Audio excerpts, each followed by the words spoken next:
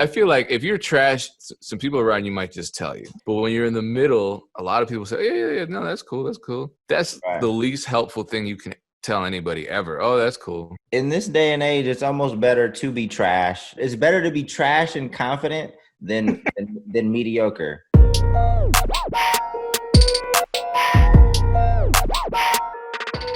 All right, Payne, ready when you are. Sounds good. Peace was going down. It is a Music Entrepreneur Club podcast. We actually do have a special guest today. His name is Mike Trampe. You've seen him before. Him and Dame are going to engage in an all-out, no-holds-barred. I don't know if it's a war of ideas. I don't know if it's a debate of the ages, but it's one of the two. But first things first, what's going down, everyone? How are you feeling? Lovely.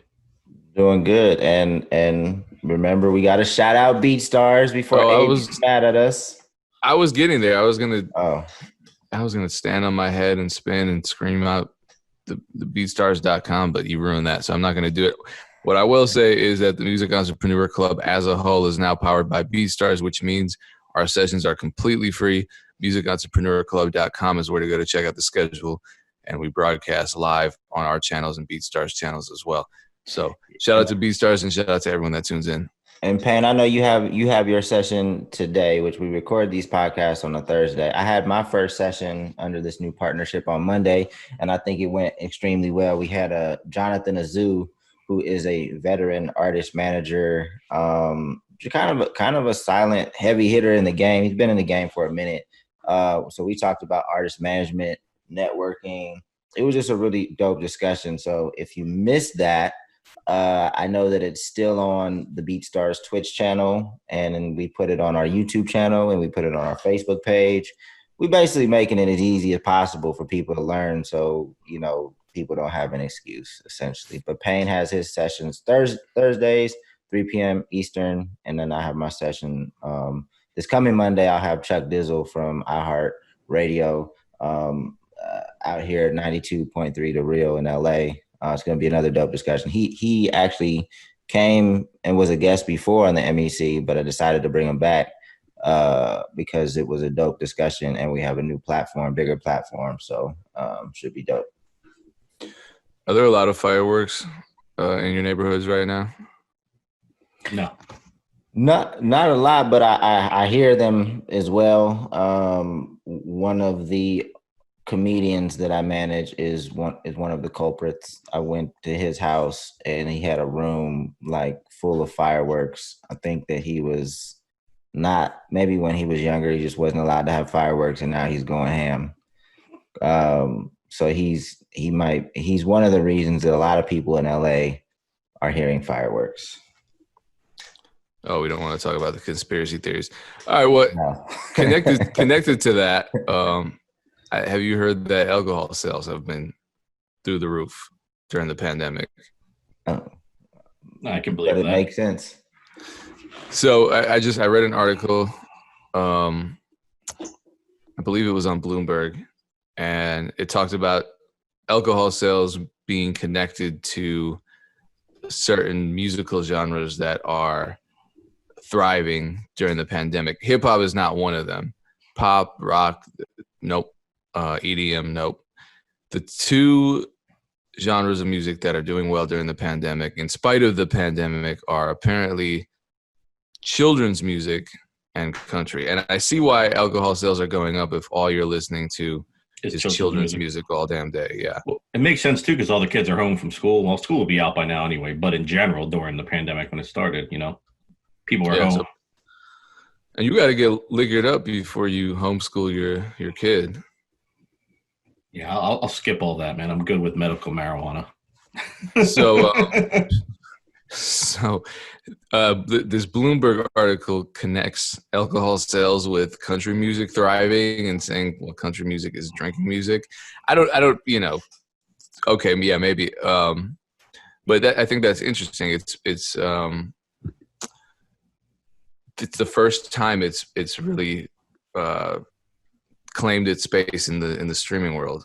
And I'll read it. It says, an executive at Pandora, the online radio service, noted country music is the perfect complement to drinking. Country music has remained stuck in an analog world. Well, country is the third most popular genre in the U.S. It's second most popular among CD buyers. It has not been in the top 3 among online music consumers. And so very recently, country is now becoming one of the top 3 streamed genres. So it seems like it's just a transition, and fans are now finally catching up to streaming. I don't know why it took the pandemic to do that. They were forced. So a lot of these companies as well gave away free internet and free services for a month or two. So a lot of people don't know this, but when I worked at Hip Hop DX, we also owned a country music website called Rough Stock. So I actually attended the Country Music Awards for like 3 years in a row. I really learned the town, the people. I've also been out there like 3-4 times since then because, Wishmaster's out there, and I work with a lot of people out there from the Beatstars fam. But dude, people were just behind the times out there, man. Like we're talking 10 years ago I was out there, but still it was. You're talking about Nashville. Yeah, Nashville, and just like country music fans and just that kind of fan base. That's a lot of older people and middle-aged people, and a lot of people just aren't hip to the internet, man. I think that's what it was. So I think with the pandemic, what probably happened hearing this is it probably sped up people getting adapted to using these services and being pushed to use them because they had no other alternatives because they can't go out to the bars anymore and hear their favorite bands play. There's all this stuff that stopped. So that would be my best guess on the correlation, but interesting for sure. I didn't hear this. Well, it's also interesting because if that's happening to country, but it's definitely not happening to rap music, that's kind of a comment on how already linked rap and the internet are. I mean, I think we know this to be true. I think we know this to be true with other genres, but it kind of makes me want to step back and, because it wasn't always like that. You remember when we transitioned from like the late 90s to the 2000s, when the internet was just not cool for music, period, but especially not the rap genre. Everyone was very anti-internet because the stigma was, you're a nerd. And that really wasn't a thing that, nerds weren't really listening to. I don't know what kind of music nerds were listening to in the 90s. But it wasn't rap, it wasn't EDM, it wasn't any of these kind of cooler, cutting-edge genres. And now the internet is culture, it seems like. It shifted big time, man. I think that the age thing definitely makes a lot of sense. I would imagine that country fans skew a little bit older. But I think that I don't care enough to see what kind of research this article did, but I think I wouldn't blame the drinking on the music. I'd blame it on the damn pandemic before. Exactly. It just so happens that, I think more country fans are getting hip to streaming services during this time. Well, speaking of drinking, why does Post Malone have a wine? Why not?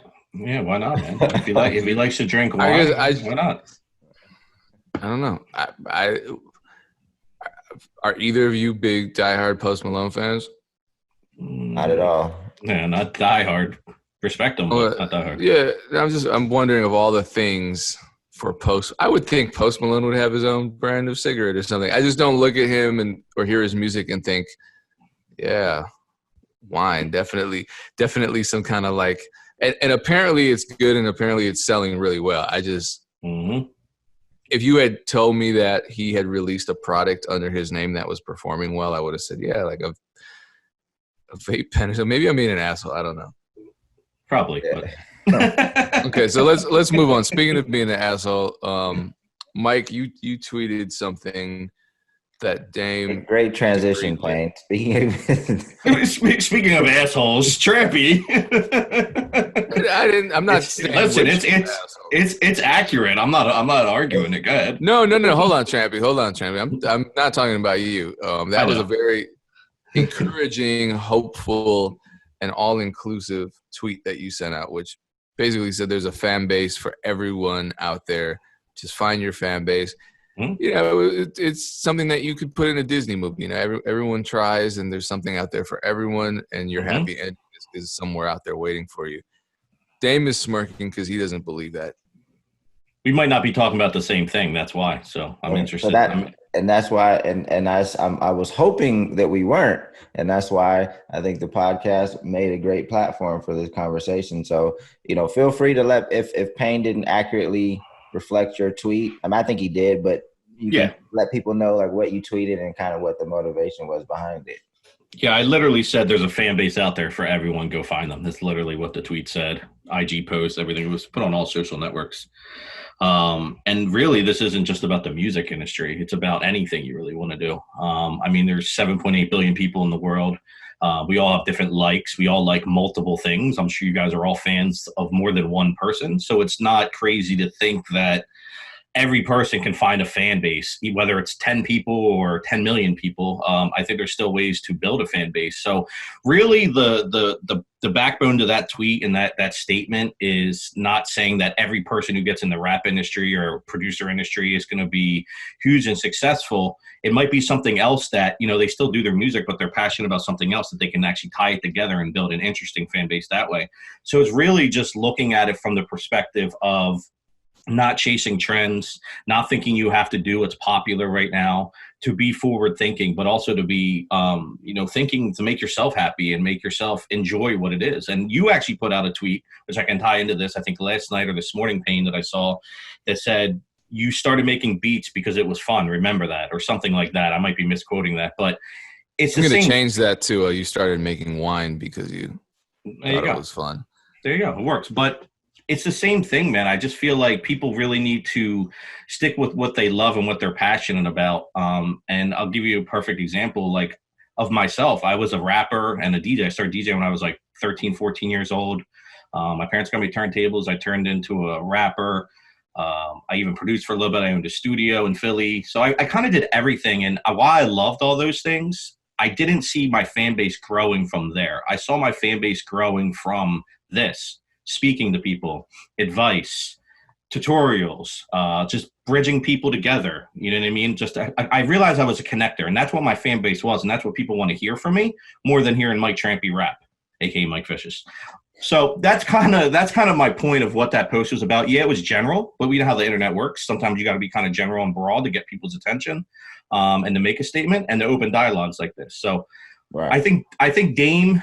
Maybe I'm wrong too, obviously, and you can say if I'm wrong, but I was thinking maybe when you looked at it, you thought I was saying like everybody in the music industry, there's a fan base for them. While that could be true, I definitely agree that it's probably not 100% true, because it's kind of tough to say every single person's going to have a career in the music industry. It's not going to happen. But there's ways to shift things around and still do what you love with other things that you love and build a fan base that way, in my opinion. So That's kind of where it stems from.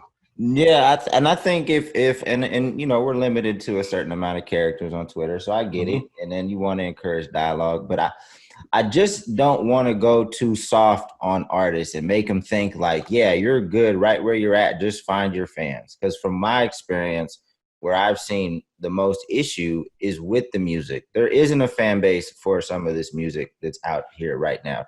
For some artists, it's a matter of finding the right people. Maybe they've been promoting to the wrong people or in the wrong places, and then they just need to change up their marketing. Okay, but I think for a majority of people, it's your product is not that good yet. There isn't a market for it. You can't create a market for it because you wouldn't say that about any other thing, right? Like, I have these headphones right here, and like these are nice headphones, so there probably is a market for these. But if I broke both of these earpieces and then said, okay, is there a market for that?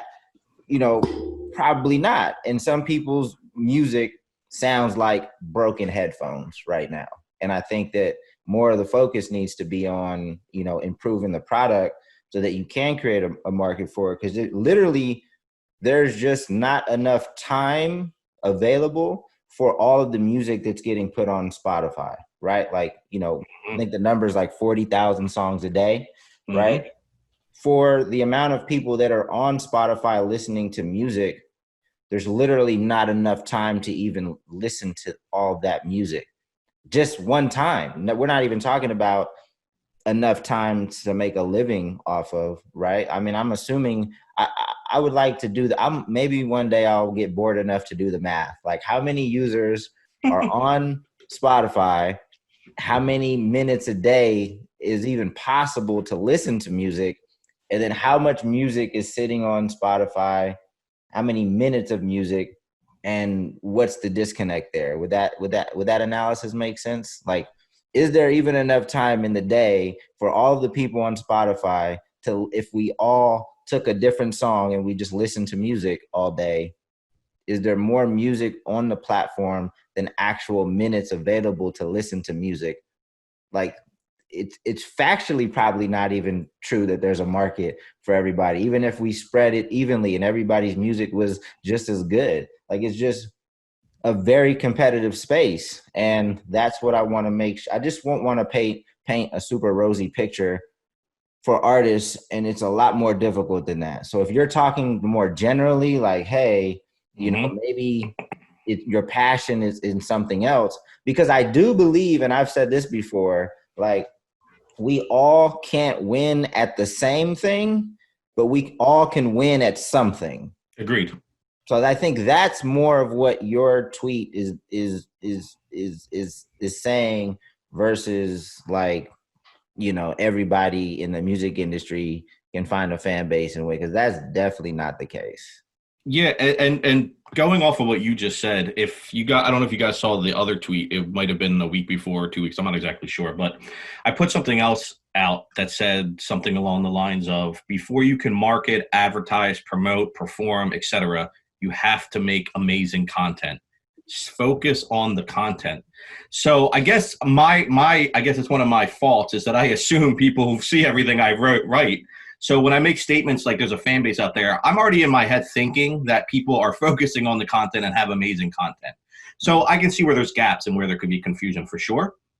But that's it, man. You can't do anything unless the content, in my opinion, is amazing. So you're never going to be able to find a fan base if you have a crappy product. So that should always be number one. I don't want to talk to anybody about marketing and advertising and then, you know, they have 2 beats up in their beat store for talking specifically about producers. Like, no, you need to get that thing stocked. You need to be learning and growing every day. There's tons of stuff you need to be doing to focus on the content before you can even get to that. And I think that's just, you know, where we're at. Going back to the internet, I think the internet has people just instant gratification. That's what they want. So they just want to skip steps and get to that next level. But I'm telling you, invest in the content. I tell people with Beatstars, it's a two-year minimum plan, and that's minimum. And sometimes people are like 2 years, and other people are like, yo, I get it. 2 years. With music, like being an artist, I say 5 years minimum. So if you're not willing to commit that and go all in, it's going to be really tough for you. Yes, there are cases where there's anomalies where people blow up off of certain songs or different things, but most of those people have probably been doing it for a while. And maybe there's that 1 or 2 people that kind of just got really lucky, because there is some luck that comes with it. But content, man, it's all about the content. So people are focused on becoming. They're looking at the overnight success and saying, I'm going to do that. Either they're saying, I'm going to do that, or that overnight success thing is the reason I'm not going to try harder, because that's trash and it's not about the art. And, you know, I think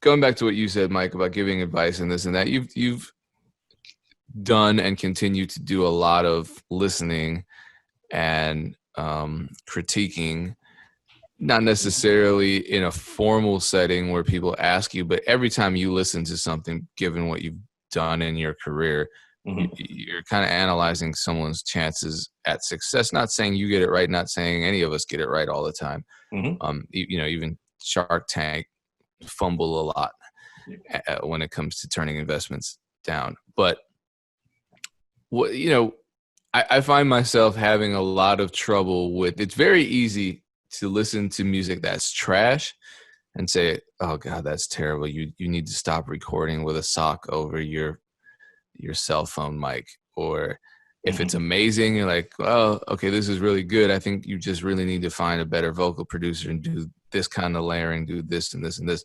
But if it's, you know, we have trash over here and we have amazing music over here. This whole middle space is huge. And we've talked about this on the podcast too. This middle space, a lot of people get trapped in. And I find it so difficult to explain to someone who's in that middle space, who's already kind of, you know, they're good, they're all right. I mean, this is for producers who make beats that are mixed well, but they sound like everything else, or rappers who who can rap, but their lines just are so corny, or they're not relatable, or they're scattered. How do you find yourself giving those people advice when there's not anything necessarily wrong with what they're doing? It just doesn't have that X factor that makes you think, wow, this person really is going to touch a lot of hearts and minds. It really is a question that you got to ask each individual. So if they're making music that you're saying that is, sounds exactly like everything else, et cetera, my question to them would be does it make you happy? Is this ideally what you want to be doing? If it's like, nah, well, I kind of made these beats because so-and-so, and this is popping, but I really love boom bap.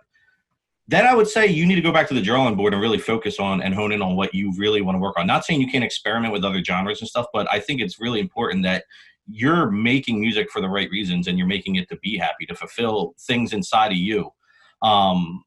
So that would be my first question. And then the second question obviously would be, how serious are they? Is this more of a passion and a hobby? Is this something that they do after work? Is this something they're actually pursuing and want to do full time and make money from?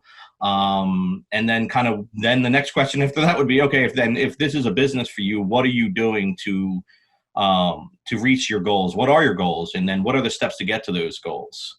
I think there's a lot of stuff that you can ask these people who might have great music and might have, like you said, something maybe here and there wrong. You got to really just kind of find out what their personal goals are, what they really love and what they're really into, and then kind of building off of that. Well, that's another can of worms, though, right? Yeah, it's tough. I get what you're saying. So, I mean, like, you're pretty much almost saying, like, the middle ground is what? Just, like, mediocrity is just kind of... Yeah, there are infinitely more mediocre artists than there are trash artists. There are infinitely more artists who make you say, than make you say, wow. So being stuck in that middle area is, it's the most common place you're going to find yourself, but it's also the most frustrating place, because how do you, because the people around you, I feel like if you're trash, some people around you might just tell you. If you're really bad and it's obvious, some people might tell you. And then, you can either go on Twitter and say, people say I'm trash, but I'm going to prove them all wrong someday. Or you can just say, okay, I really need to focus on this because everyone's telling me I'm trash. But when you're in the middle, a lot of people say, yeah, no, that's cool. That's right. The least helpful thing you can tell anybody ever. Oh, that's cool. In this day and age, it's almost better to be trash than it is better to be trash. It's better to be trash and confident than mediocre. He's right though. It is. It can push viralness, man. I just saw the wackest video I've ever seen in my life the other day. Yeah, because everybody was sharing it. And I was on KO's roast and review show last night, and he asked me to review. And I hate doing music reviews for this point, Payne. Like, I think that most artists are just okay. Like, it doesn't invoke any strong emotions one way or another. It's just a song. So, like, he asked me both songs. It was the same thing. I was just like, yeah, it was cool, but it's not anything I'm going to write home about. I'm not going to hit up Payne and be like, yo, I just found this artist crazy. So I told him, I'm like, look, the only thing that can help these songs is, like, one song, it was cool, but it was not like a breakout song. It wasn't going to, I didn't think, unless it was paired with like a really dope visual where you can see this person and feel their energy and see their confidence. Sure. Or they already had an established brand. Like, I can see an established artist putting out one of these songs and it'd be a cool album cut, right? Not the single, but just like a real cool album cut, and people would enjoy it. But from a no name, or like not a nobody, but somebody that just doesn't have fans right now, that's not the song that's going to turn heads. It's just not. And I hate doing music reviews because I basically tell people the same thing. It's like, it's cool, but it's not anything unique. I don't think you've really found your voice. I don't think you've really found like your unique brand and messaging that's going to stand out from the next 10 songs I'm about to hear. Yeah, gosh. And it's just rough because you can tell somebody that, and what do they do with that information? Or they know enough to know that they're good, but they don't know enough to know what they're missing in order to be great. And I feel like try to tell people, hey, you're kind of in this lane. Like there was a guy, I'm not even going to use real specific examples. Never mind. There have been people who, you know, they can rap. And I said, okay, you can rap, but what was it like when you heard your favorite rapper for the first time? What did they do that really that really made an impression on you? And you know, for me, it's like what Mike said. I think this is the funniest thing, because there are songs out there that we skip or wave off or whatever, and if our favorite artist released that very same song, we would be completely attentive and probably say it's amazing. Brand loyalty. It's brand loyalty right there. Yeah, and that matters a lot. So when you're at a point where you're kind of an underdog, you just have to go above and beyond every time, and it's exhausting. But then you see certain artists who still do that throughout their career. They never stop going above and beyond every single time. I mean, I feel like Tech Nine is one of those artists. Every time you hear him, you're like, okay, he's rapping like he just started yesterday and has something to prove. Twist is a similar example. I feel like you need that, and especially if you don't have a fan base, all you're doing is, in addition to putting your art out, you're proving yourself time and time again. You have to prove yourself, and you have to do something that's so not necessarily outrageous, but I mean, take what's good and say, you know what, this isn't good enough. Find something great, and then say, you know what, great works for the people that are already established. I have to somehow take this a step beyond, and it's exhausting. It is. It's rough. But I do the same thing you just said, man. Like I'll like word it a little bit differently, but I'll be like, you know, would you watch yourself? Would you listen to yourself? It's a hard question to ask. I go back and watch old things that I did. I'm like, ugh, cringe. Like, you know, certain things. It's just like, I don't know why anybody would watch this. And you have to learn. And it's really hard, I think, sometimes for people to look in the mirror and say, hey, like, I'm not good at this, or I can improve this. And I think that's the first step of really getting better and going above and beyond. And then going to what Dame said, it stuck out to me, was he said, I don't know about this song. It was okay. He's like, unless it had a visual or something that kind of, you got to do things that are going to spark people's emotions. The music should do it on its own, but if you just kind of need something else, and I'll give you a perfect example. In my opinion, you guys might think I'm wrong, and people listening might call me crazy, but I was an avid fan of this guy early on, Little Dickie, and I think he's a great rapper. I think he's great. He's funny. Obviously, he's got his own show now, and that was kind of his goal. But I tried listening to his music without his videos, bro, and I just couldn't listen to it. Like, it just wasn't entertaining. It didn't spark any emotions to me. It was just like a dude rapping. But then when you put the visuals behind it, holy shit. Like, he paints a picture, and that's what he's good at. And I can see why he wanted to get into the TV business and the film business. So just saying that as an example, look at it like that. Like, not saying you have to make all amazing videos. I mean, you should always be gunning to make amazing content and amazing videos. But if you need to go a step above and do something that's really going to grab people's attention, that's, you know, still organic and authentic, and it's not just, you know, clout chasing or whatever, you know, people call it, then do it. You got to find stuff that people are going to be interested in watching you. Like, why are people going to tune in? Why are people going to spend money on you? Like, you got to really ask these questions and do what you just said. Who are your favorite artists? Why do you spend money or time on them? Study what they're doing. Not saying copy them, but study what they did that made you really, really impacted and interested in them. So I think that's the problem. So in addition, I mean, I agree with Lil Dickie and the visuals being a crucial component, but he also had a very specific brand and messaging. Like, you know, it's comedic, but he's talented at the same time. Like, I don't think he's the greatest rap. Like, to me, he raps like, if you learn how to rap in school, like, he got an A+.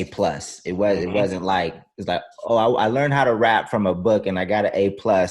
So he's a good rapper, but I still wouldn't put them like against, like, I wouldn't put him up against like the legendary rappers. No, either would I, for sure. But can we make that happen? Can we do like a Little Dickie versus Cool G rapper, just somebody like that, Royce the 5'9", somebody like that?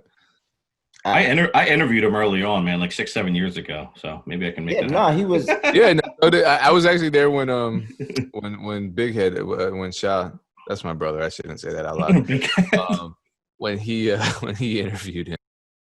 No, so he's a good rapper, but he's very smart and strategic. Like, I spoke with him even before he put out the professional rapper project, before he did his Kickstarter. And he was telling me, like, I'm going to do this, I'm going to do this, I'll do this, and I'm going to do this, and then I'm going to go to TV. And then, like, everything that he said that he was going to do, he did it. He did it. It was like, okay, you know, he was a little arrogant for my taste, but he did everything that he said he was going to do.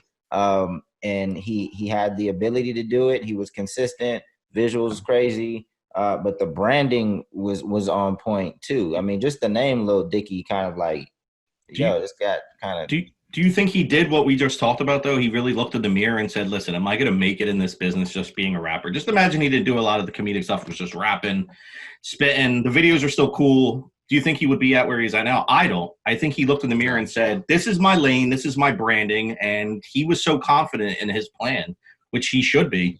And he did it. And I think that's going back to the whole point of what, at least in my mind, I'm trying to not prove, but say, is that sometimes you got to take a step back and look in the mirror and then find out what makes you happy and then map out that plan on how to get there and kind of what the roadblocks are. And it goes back to my own story. I just didn't see myself making it as a rapper, but that didn't take away my love and passion for music and being involved. And I found a way to make it happen. And I planned my shit out, not that strategically, but I'm going to do this. I'm going to go get a job here. I'm going to work with this person. That's how you got to maneuver, in my opinion. So his plan mattered a lot. I mean, that was such a specific plan. How many people have a plan that specific? I feel like everybody should, though. I think everybody should have a plan that specific. And then it's about working up to the little things that get you to the end goal. Yeah. So. You know, exactly, because every little step of the way, I mean, for him, it was probably, it happened pretty quickly, but I mean, what was it, like 5 years, 6, 7 years? It was something where it didn't happen certainly overnight, and it didn't happen in the first year or two. So some people would have given up after the second year, but because his plan was so solid, he could map his progress and say, okay, this is my end goal. It's such a specific end goal. Mm-hmm.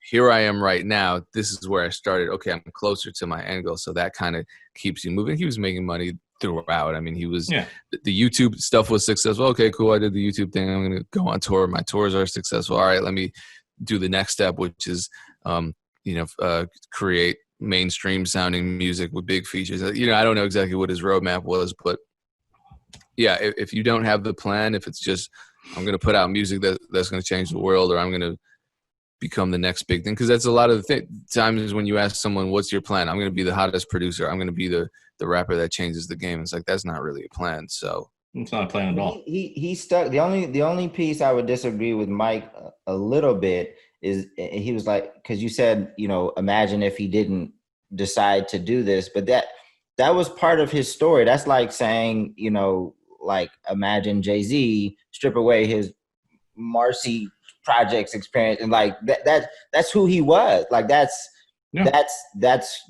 he was being authentic. He was being, and he challenged himself to get good at rapping. So I don't think it's fair to take away, the comedy. Like that's who he is. That's like, taking 8 Mile away from Eminem, or taking, whatever. Like I think that's authentically part of who he is. He's a comedian. No, that's fair. That's fair. Sure. Yeah, but not everybody does that. Not everybody takes their experience and incorporates that into their brand, let alone their planning. I mean, a lot of people are, just kind of full of shit.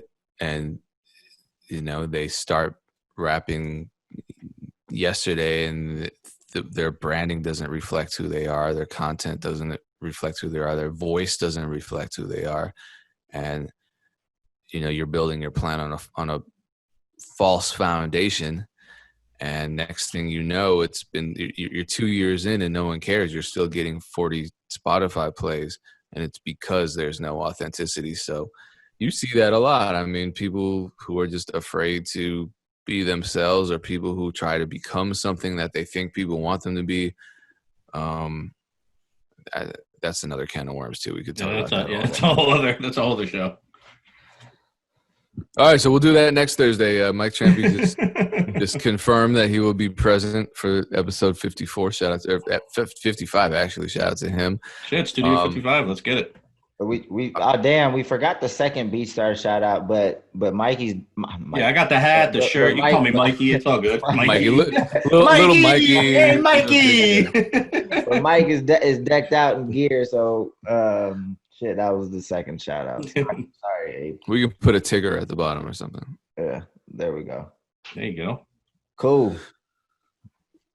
MusicEntrepreneurClub.com is the website. Check out our schedule of free online music business sessions powered completely by Beatstars.com. If you're not a Beatstars member and you make beats, and if you're not a Beatstars member and you rap, I don't know what the hell you're doing. Figure that out. Beatstars.com, MusicEntrepreneurClub.com. Thank you, Mike. Thanks for Yes, sir. Thank you, guys. Shout out to everyone listening on Stitcher, Spotify, YouTube, everywhere else. Appreciate it. Peace. Peace.